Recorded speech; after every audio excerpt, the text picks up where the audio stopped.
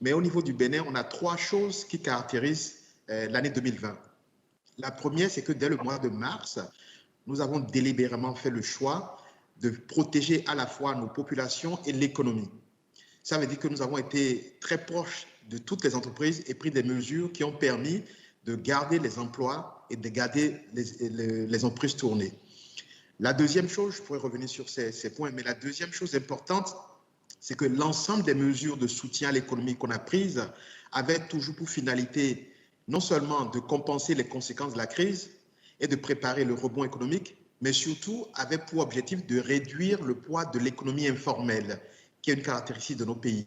Nous avons apporté du soutien à l'économie, aux entreprises formelles et informelles, mais nous avons mis un accent particulier à créer des mesures et des incitations pour réduire le poids de l'informel et attirer beaucoup d'acteurs économiques vers le poids du formel. Et troisième chose qui a caractérisé ce que nous avons fait, c'est que nous avons gardé le momentum sur les réformes. En 2020, nous avons fait 22 nouvelles réformes qui tournent autour de la digitalisation, de la transformation du climat des affaires, un certain nombre de choses, 22 réformes fortes, parce que finalement, comme on ne voyageait pas, les voyages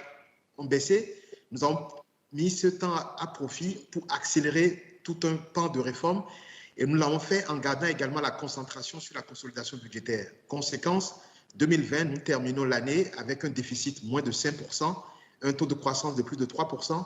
qui sont des paramètres macroéconomiques les plus positifs dans toute l'Afrique aujourd'hui. Je pense que le Bénin va afficher le taux de croissance le plus élevé de l'Afrique et également l'un des déficits les plus bas.